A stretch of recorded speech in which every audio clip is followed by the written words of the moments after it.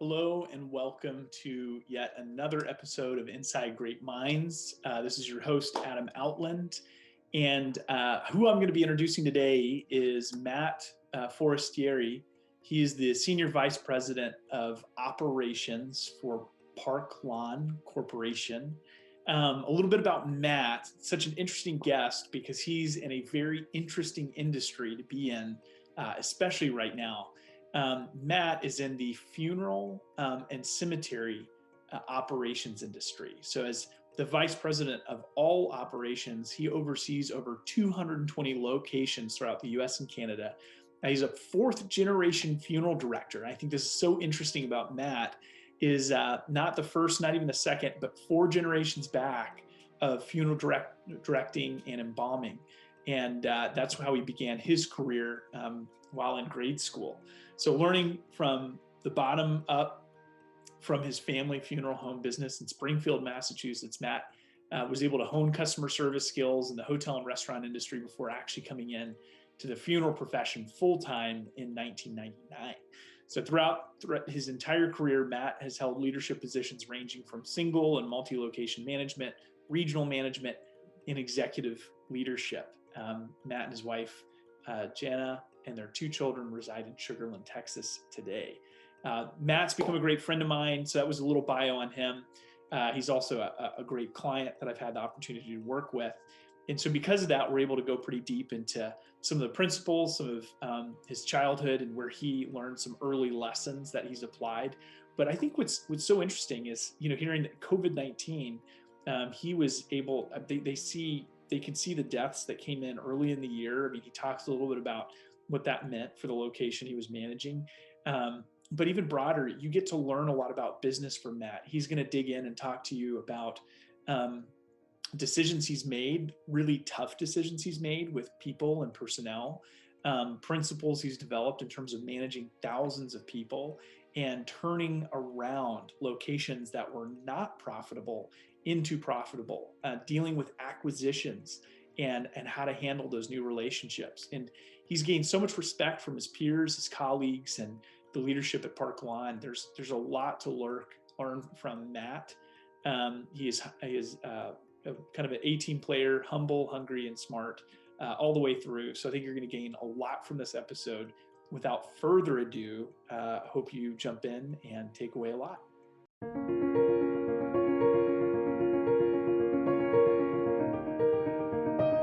I think for the audience, it's always good to get to a little background on how you and I know each other. And we met 3 years, 4, 2.5, 3, 5. It was like 2015. Yeah, 5 years ago. Like 6 years ago. That's a long time ago. So 5 years ago, Jay Dodds, who is the, what's Jay's formal title today? He's President and Chief Operating Officer. Supreme Chancellor of Park Lawn. Okay, I got it. Chief Operating Officer of Park Lawn. And Park Lawn, just for listeners, is in the both funeral home and cemetery space combined, correct? And they're top. Where do they kind of stack up in the rankings? Be careful what you say here. Yeah, I know, right? Well, everybody's behind SCI. Let's put it that way. So the best way to describe Park Lawn is, we are the fastest growing publicly traded funeral home and cemetery operating and sales organization in the space. We operate in 15 U.S. states currently and 5 Canadian provinces, I believe, headquartered in Toronto and in Houston. And we're young, although we're old. So the company Park Lawn was actually formed in the late 1800s, but up until 2014, 2013 timeframe, it was a couple of cemeteries in Toronto. And we've grown from 3 locations in Toronto to over 220 locations in North America in that short period of time, almost the same amount of time that I've known you, Adam. Wow. Yeah. I mean, so you think about, so one of the, like, the largest in the funeral home cemetery space Yeah. that there is. And so it's really interesting. So when you think of, and we'll get into this later, but when you think of even, so there's Jay, you're right there in that operations capacity as well. So what's your formal title today? My formal title today is Senior Vice President of Operations. Right. And so how many human life forms kind of report underneath that title? And ballpark. I mean, Yeah. You know, my direct reports are a handful right now, yeah, but employees were well over 2,000 employees. yeah, across, yeah, Across. all those, yeah. So 2,000 employees in the company, which is huge. Yeah. So when I came in 5 years ago, it was a little bit different, right? Yeah, so 5 years we were Signature Group, right? We Right. were Jay and Brad. You know, were the founders of the Signature Group. You know, we had 34 locations in four or five states, and you know, it was just it was just a handful of us. I mean, our whole corporate office was like 4 people, and then there were, what were there at that time? Were there 4 vice presidents? So myself included, right? Greg, Mark, and Mike, I think, were the other 3. And you know, Lori ran HR, and Clark was our CFO, and you know, we were just a small little regional consolidator operating in 35 different funeral homes and cemeteries, and you know, that was 2015. So that was about a year after I joined Signature Group. And then May of 2018, we sold to Park Lawn and took over as the operating arm, because prior to the acquisition of Signature Group, Park Lawn was just an acquisitions and holding company. So, you know, they would buy, you know, they would buy a group of businesses, But they wouldn't operate them. and they wouldn't operate them. They'd let them. They'd leave them alone. They were a wholly owned entity of Park Lawn, or a partially owned entity of Park Lawn in some cases in Canada, and you know, they would just operate as their little regional company, right?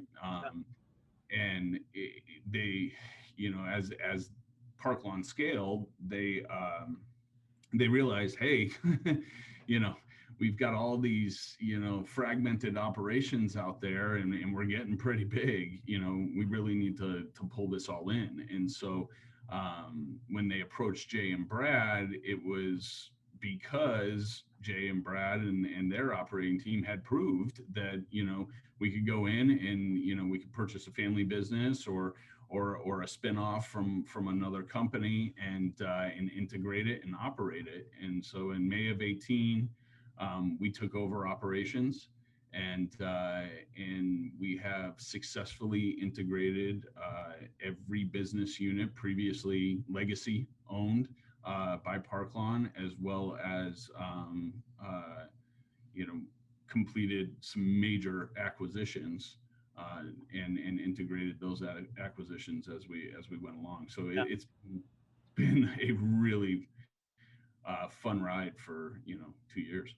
That's awesome. I remember when I came in, actually, the story even starts before that. ICCFA stands for the International Cemetery and Crematorium, or Crematorium and Cemetery, something. Isn't that, am I close? And International Conference of Cemeteries and Funeral. Yeah. ICCFA. And I'm on the board, so this makes me look really bad. I'm sorry.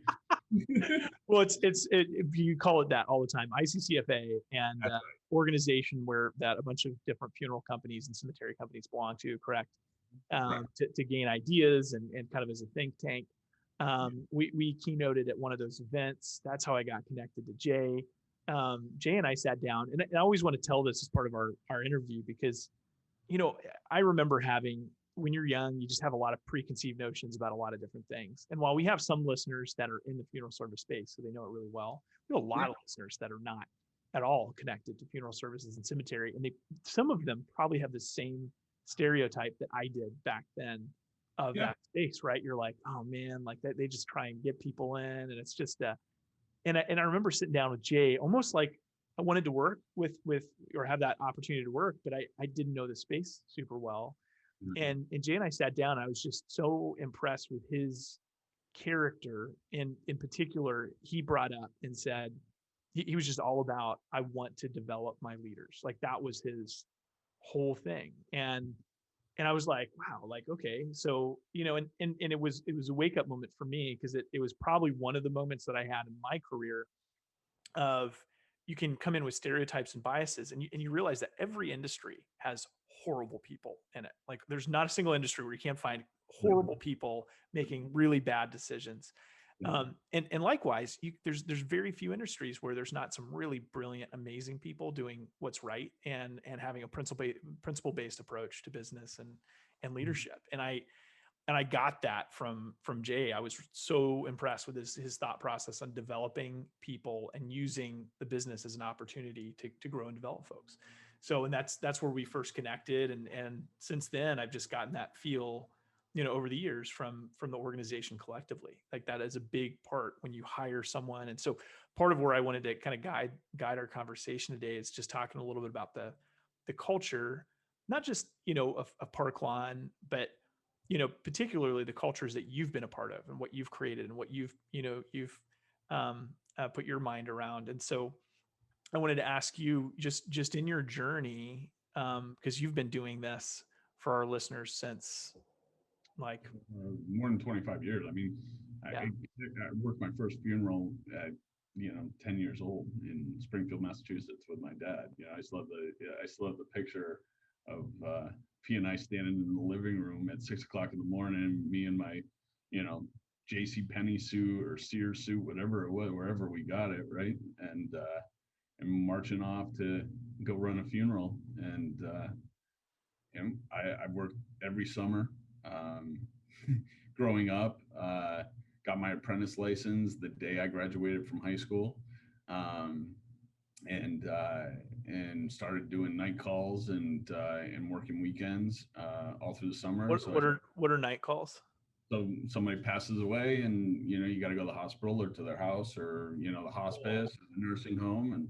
And I tell this story because I think it's funny. Yeah, I'd be on call on a Saturday night, and mind you, I was 18 years old. I just graduated high school, right? And it's graduation parties every weekend and all that stuff going on. And I'd be the guy that showed up at the party with a suit hanging in the back, and I was carrying a pager at the time, and so my pager would go off, and it'd be a 911, and I'd have to standing in the driveway of some kid's house at a party, and I'd be changing into a suit and putting a tie on, and I'd leave the party and go to the funeral home and meet the funeral director to go to a family's house, and then I'd come back and take my suit off in the driveway and hang it back up in the back of my car and go back into the party.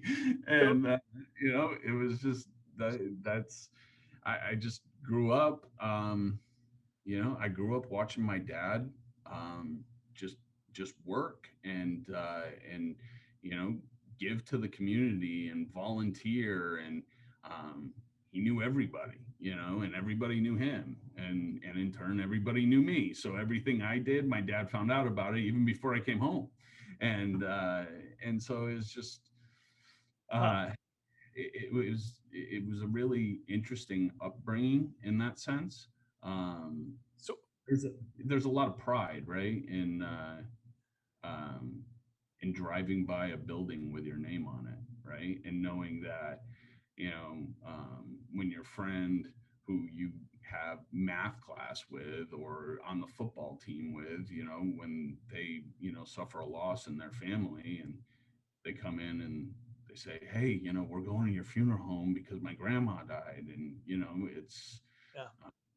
it's just it's there's a lot of pride in ownership there, and there's a lot of responsibility as well, you know. So all right. So when you're in high school, Yeah. like the cool job is like, in my town was like if you got hooked up with Chick-fil-A, right? Like that was like the cool job.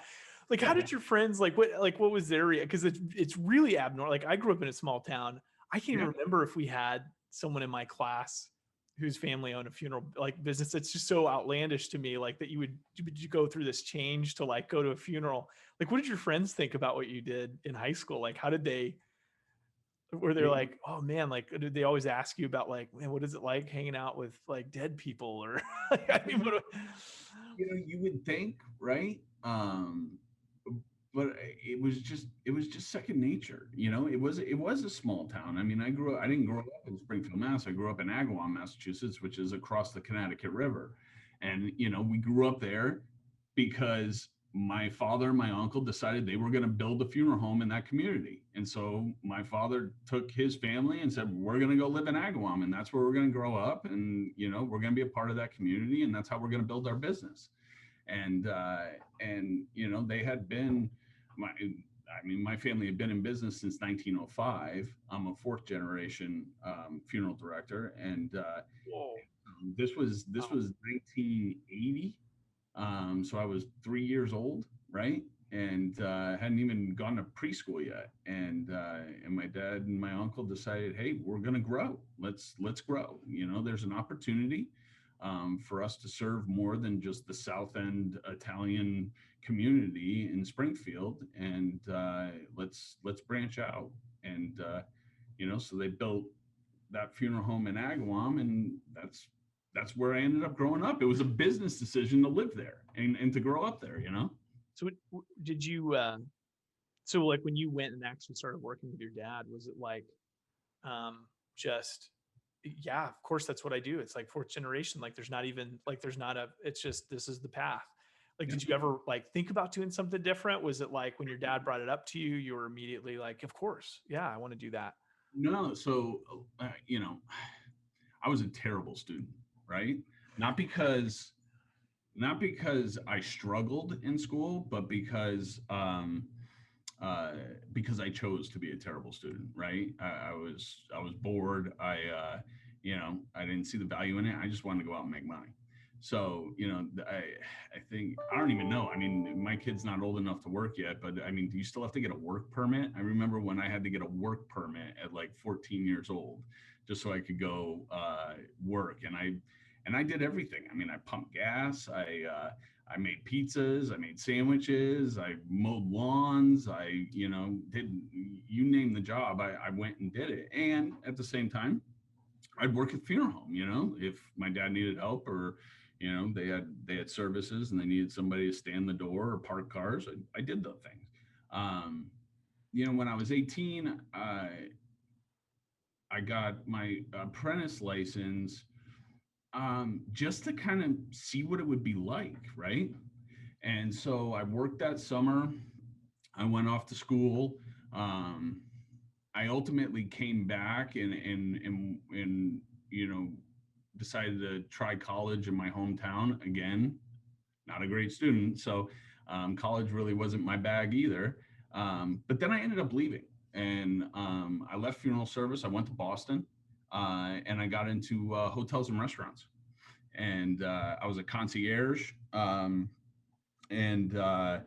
a doorman and a waiter, and I really, that's where I honed my customer service skills, man. That's when I realized that I like to sell. I like to serve. I love to make money, and there's no better way to make money than waiting tables on the waterfront in Boston. And you work a weekend and walk out of there on Sunday night with, $3,000 in cash in your pocket because you've just been crushing it. It was kind of fun. But then, it really wasn't until my family, sold the business in 1998 that I decided, hey, it's been a few years. I'm not going to make a lot of money being in management in hotels unless I become the general manager of something.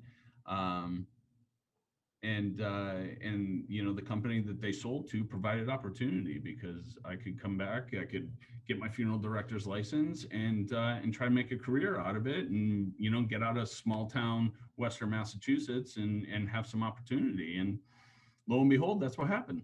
And to kind of close the loop on the Jay conversation, it's because of Jay that I left Springfield, left my family's business, and went to work for him in Houston. And this was, That was 2000.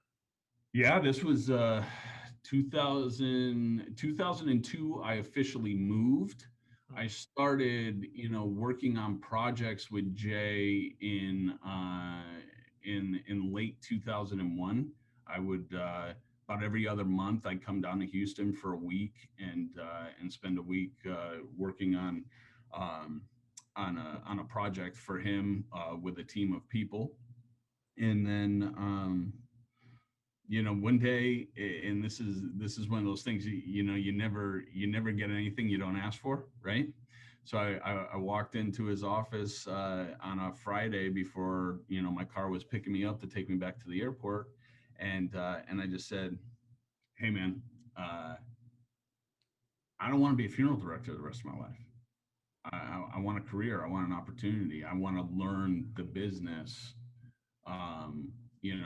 That I want to learn the business. I don't just want to know my family's business. I want to learn funeral service. I want to learn about cemeteries. I want to, I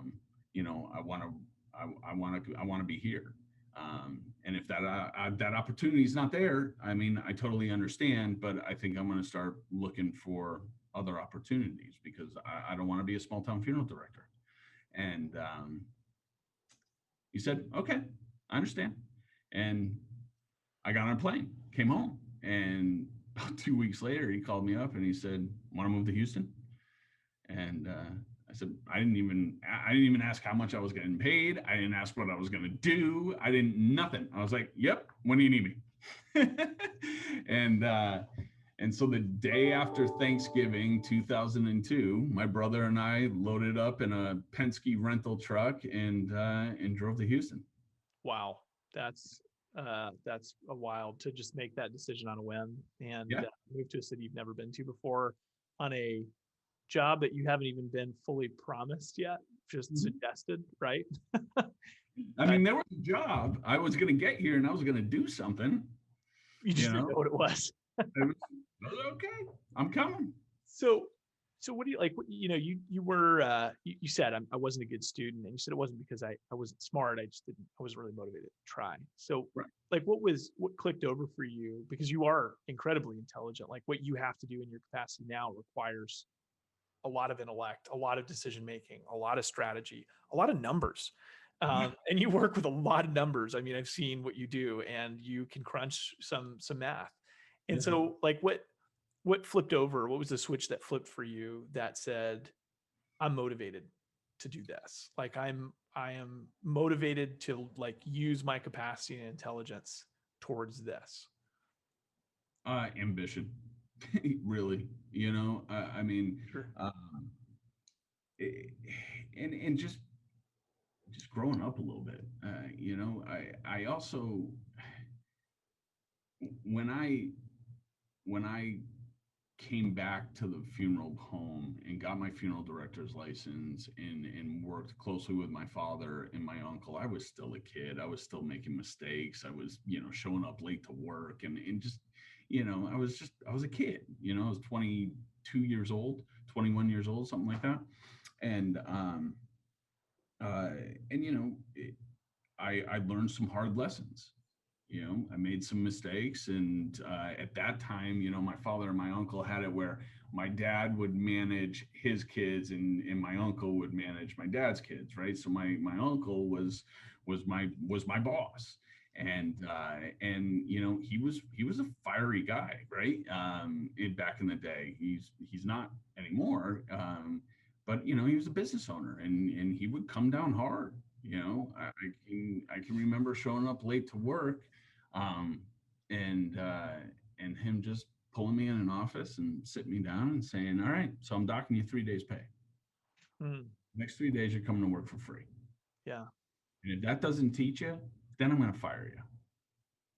And, so I just, the fire in my belly kind of came out of that. And then, and really, I can remember walking out of the funeral director's office to go home at the end of the day, right? 4:45, 5 o'clock, whatever it was, right? And my dad happened to be standing in the hall, and he looked at me, he goes, where are you going? And I said, day's over, I'm heading out. And he goes, turn around and look back in there. Are there any funeral directors sitting in there? I said, yeah, there's 3 guys sitting in there. They're doing, obituaries or whatever they were working on. He goes, yeah, any of their names on the building? And I said, no. He goes, well, go back in there and help them do whatever they need to do, because if your name's on the building, you leave last. Wow.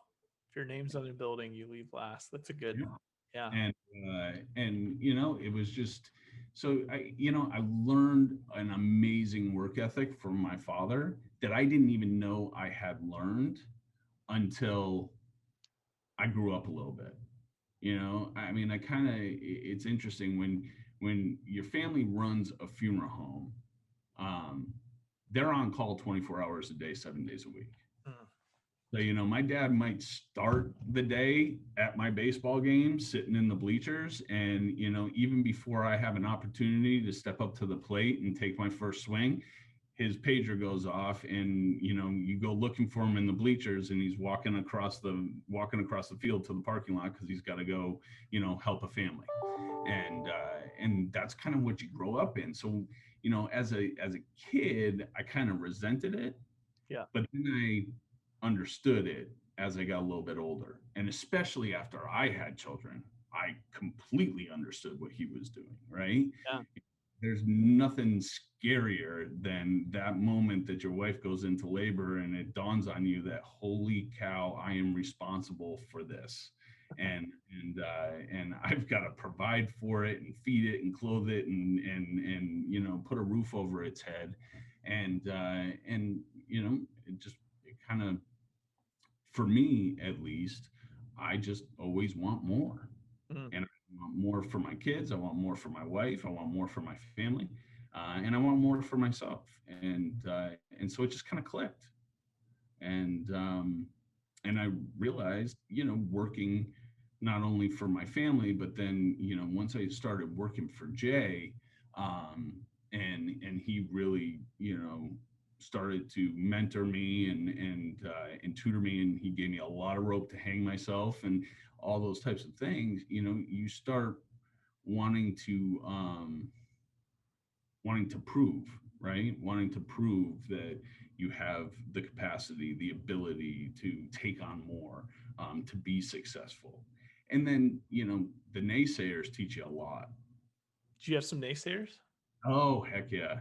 Can you think of who's, if you don't have to name them necessarily if you don't want to, but who's one of your naysayers that just was fire for your motivation? Yeah, I won't name him. He knows who he is. He'll never listen to this, but he knows who he is. And I'm sure there's more out there. I don't concern myself with it much, but there was a point in my career where he who will remain nameless didn't want me in the organization anymore, and felt I was ineffective, and Jay believed in me and said, no, this is what he's going to do. And I had just gotten married, my daughter had just been born, and I was about to be out of a job, and Jay gave me an opportunity, and said, you can do this, and I'm not going to let you fail. And I went out to run a funeral home and cemetery, and that was failing, and went in and turned it around, and I cut my teeth, improved my worth, and then my career just blossomed from there. Yeah, love that. So switch gears, tell us about the funeral business. You remember, your listeners know nothing about how this space works. So you've got, who's the what's the entry level job, lowest on it, not the totem pole necessarily, but like this is kind of the first step you typically make in a career. And then like, what's kind of the hierarchy of development and, in a nutshell? Uh, Gosh, the funeral and cemetery business is it's not necessarily unique, right? It's hospitality. Okay. All right, and I view it as hospitality. I mean, but that's really what it is. It's a hospitality service, right? You're caring for people uh, at the worst time in their lives. They've experienced a loss. It could be a child, could be a spouse, could be a sibling, a parent. It doesn't matter. They're actively grieving, and so for people coming into the business, if you want to be a funeral director, you're gonna start off as an apprentice, right? And you may start off working funerals and washing cars and mowing lawns, like I did. And you'll work with a funeral director, and you'll learn how to meet families, and you'll learn how to go out on night calls, and how to run funerals, and you want to be an embalmer. In some cases, you're going to go to school, and it's all science and technology and technical stuff, and you learn how to be an embalmer, and then you do your apprenticeship, and you're the person that prepares bodies, right? Mhm. There's people that just are in cemetery sales, and it's sales. It's prospecting. It's relationship building. It's understanding the customer's needs and providing them with what they need. And in our space, a lot of it's education, because the only guarantee in life is that you're going to die.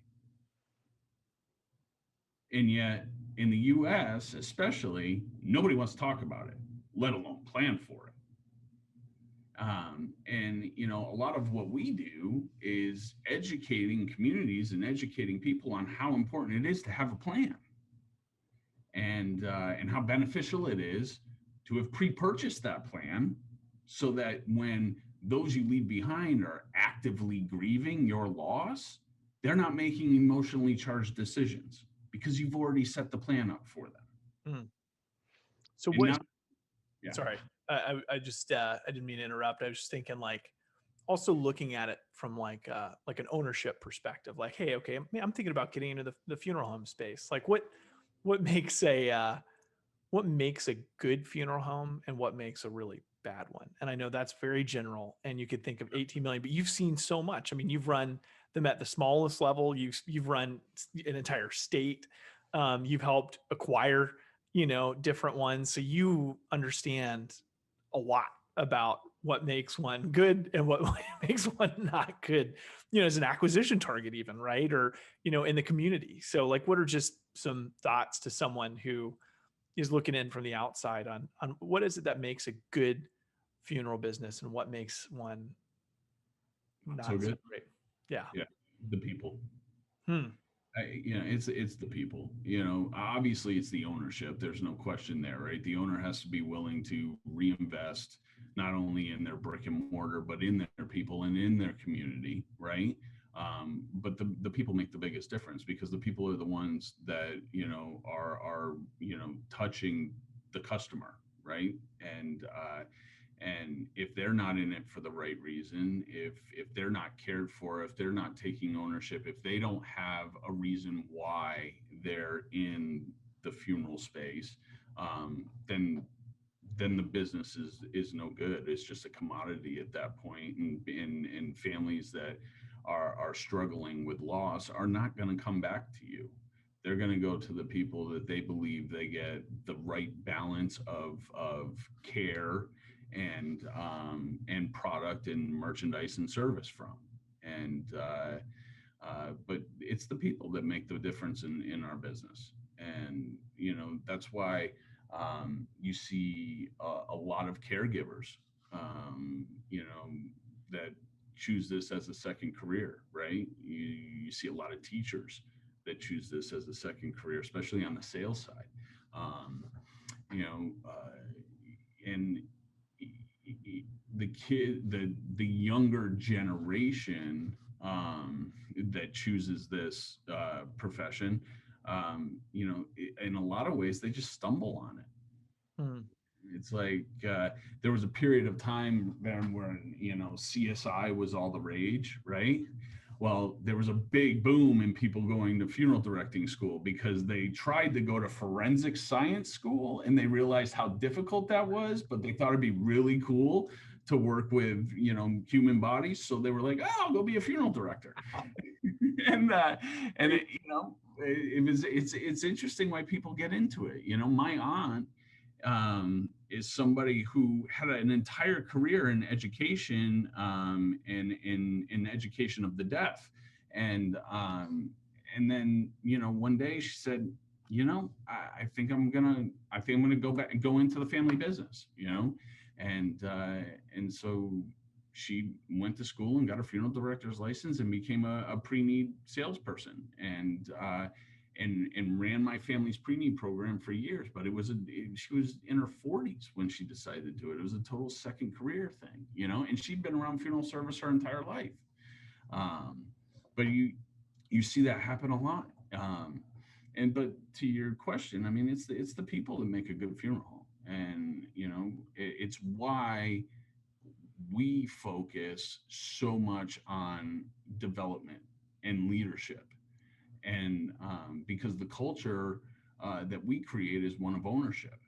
Your name may not be on the building.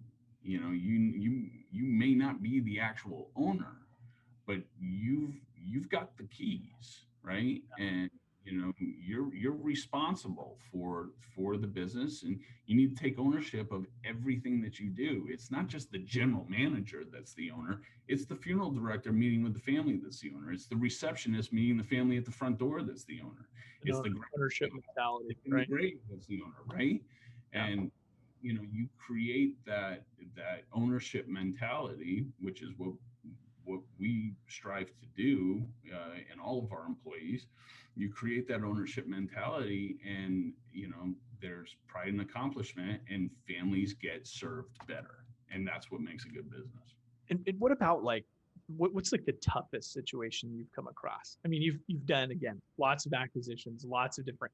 It could have been earlier than your role doing all of that, but you've been in the weeds where you've been planted. I mean, there's a lot of travel sometimes with your role, right? Where you're planted into different communities to address and make a change. Yeah. When you think about your history of having to manage some of these businesses and develop people, and you've had to, I feel like you've had to make hard decisions about letting certain people go that weren't a good cultural fit, because that's also what makes it tick, right? You've had to make decisions about rewiring the finances for a business, that sometimes that's what's screwed up. I mean, so what's some of the biggest challenges that you faced, that most challenging moments, when things weren't going so well and you were like, man, is this actually the right path for me? Yeah,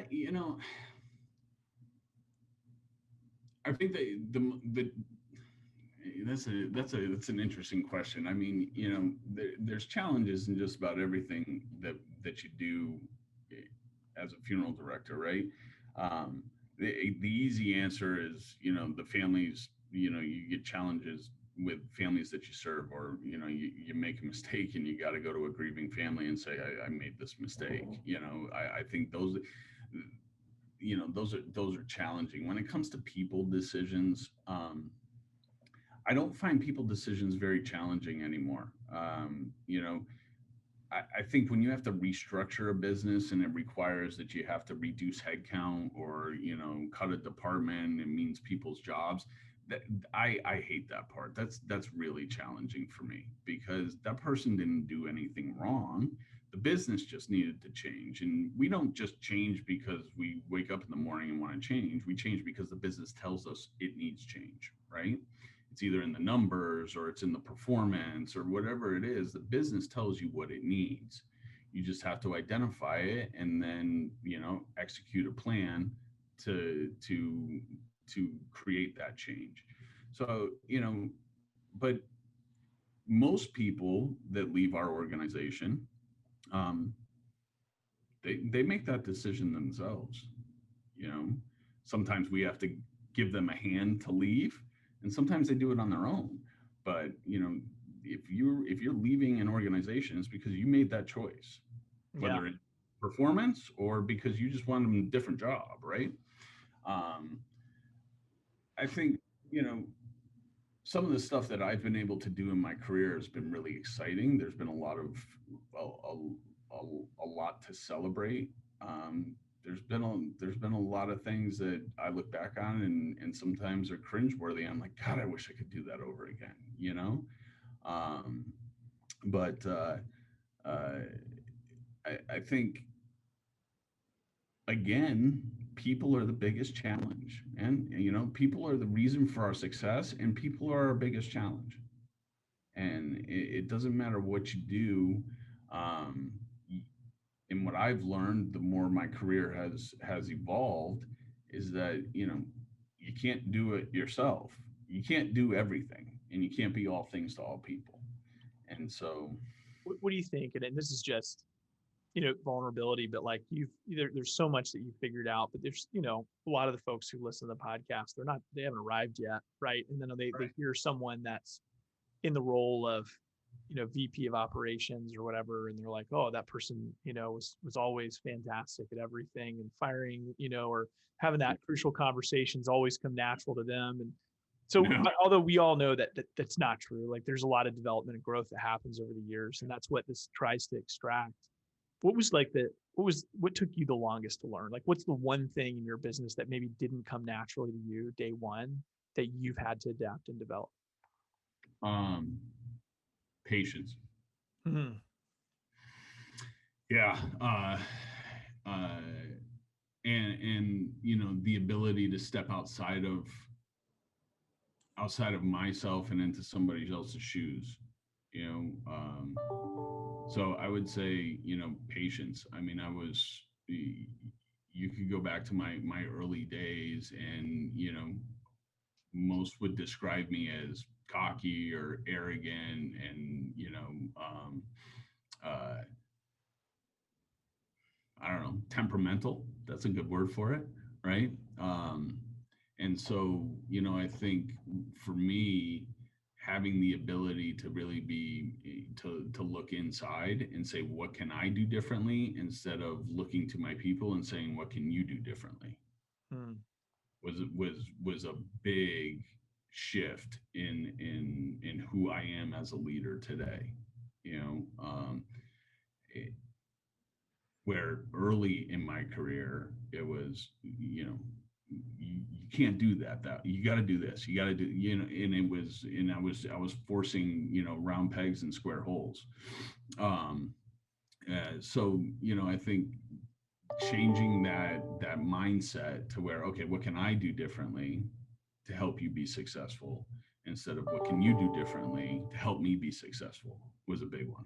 Oh, it's huge. Yeah. And I have found now over time that the more people I can help be successful, the more successful I become. Mm.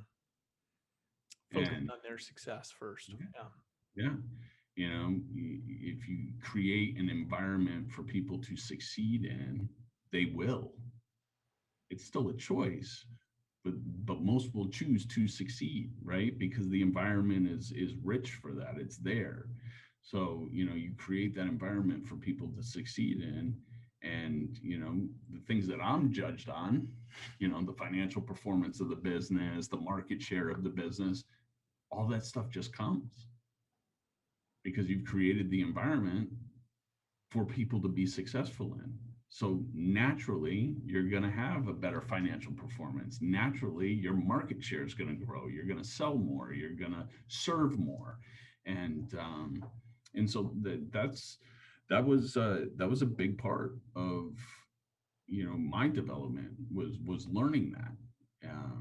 And it came especially as I got bigger roles. You're running one business, you kind of, you can have a command and control type of operating mentality, right? But then all of a sudden you're running, a whole market of businesses. It's very different. And now you're running a whole, my last my last field assignment, if you will, was in Michigan. I had 28 cemeteries and 300 employees. Right. We buried over 6,500 families, 6,500 people. During COVID, like, and you saw that Yeah, yeah, crazy uptick, right? yep. Well, I mean, it wasn't that long ago. I mean, I've only been back here in Houston and in my role since July. So, right. you know, uh, yeah, we've experienced all of that, and when I took over in that role, those businesses were failing, um, really failing. And to nobody's fault that was there. They were dealt the hand that they were dealt and did the best with what they could, but they needed real change. um, and I went in there and um, identified the people that wanted to be there. I mean, and they really did, and they had a love for the business. They had a love for the um, they had a love for that company, and and they had a desire. They had a desire to learn and to grow, and they already innately had some ownership for it. Um, they just didn't know what they were. They didn't know what they didn't know, and so I worked. I worked with them. I worked with the people in those businesses, and gave them, open the doors to the information that they needed and the tools that they needed to be successful. And as each of them became successful in their roles, the business turned around. The Mm. culture changed, the mentality changed, the public's perception of what these businesses were and who these businesses were changed. And the businesses started to grow. And then boom, COVID hit. and and it hit hard, especially in Detroit, Michigan. And we went from, you know, doing, you know, I don't know, let's call it 100 burials a week in 28 cemeteries to, astronomical numbers. And having to do stuff over the computer and over the telephone and curbside, it just Wild. Yeah. completely flipped it flipped everything. What was a very in-person, personal type relationship that you had with a customer became this very, socially distant, I'm going to send you an email and just need you to sign it and send it back to me, type of situation. And then, you know, when families are coming in, and one of the most beautiful things about funeral and cemetery services is what it does for the grieving process and helping people say goodbye and start that grief process and that change in the relationship that you have with the person that you've lost. um, and having to find ways to do that when the community is not going to show up for the funeral. They can't. They're not allowed to. You're only allowed to have 10 people there, and they have to be family members, and um, and so all that community support that one gets from a funeral service or a graveside service, right? Um, it wasn't there. So we had to find some really unique ways to help families, some Yeah. webcasting and FM radios we were using, and so that people could sit in their cars and be a part of the service. Yeah. So It was a wild time. I remember that. yeah, yeah. But hey, just being conscious of our time here. I know we're gonna have to wrap up, but it's so many good things. And listen, we could do this, in a 2-hour format and keep going because the time flies in these conversations. There's like so many principles, and it's a unique life, hopping around one location to the next, reestablishing and regrowing the way you have. And I know there's parts of your story that we skipped over, for sure, because it's hard to contain a life in under 45 minutes. Right. But the things that I think I took away that are just really good. I mean, the one imprint in my head is whose name is on the wall, right? Yeah. And then, yep, because your name's on the wall, you always leave last. Yeah. And I think, just getting to know you, Your name's not on the wall anymore at Park Lawn. It's not Park Lawn, by Forestry. yeah, but symbolically, I think you envision that wherever you go, right? It's your reputation, your legacy, and your name, even if it's not chiseled into the wall of the building. And I think that says a lot about like an operating principle that you've lived into your business, right? You Um, gotta you gotta own it, and that's all there is to it. And real quick, my first assignment there in East Texas, my dad was visiting, and he saw me. I was working 7 days a week, 24 hours a day to turn this business around, and I was everything. I was the funeral director, I was the embalmer, I was the guy digging the graves, I was running lawnmowers. We were doing it all, right? And my dad said, "Matt, your name's not on the building. You got to find a balance." And I said, "Dad, my name may not be on the building, but my reputation's in the building." mhm, yeah, And this is what I do.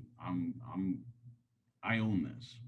yeah, And so to your point, that's how I feel about everything I do. I mean, my name may not be on the building, but my name's certainly outside my door. And when people come in my office, I want them to know that they're going to get somebody that believes in what he's doing and is going to give everything he has to it. absolutely.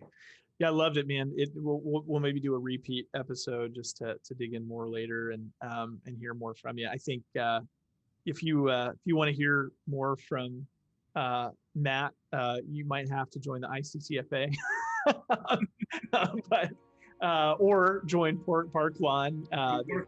Yeah, they're always looking for incredible talent, but they've done honestly an amazing job scaling and building that operation. And it's been cool just to almost play the role of spectator the last 5 years to see, what you and Jay, Brad, and the whole team have been able to accomplish between Signature Group and Park Lawn. It's really, really incredible.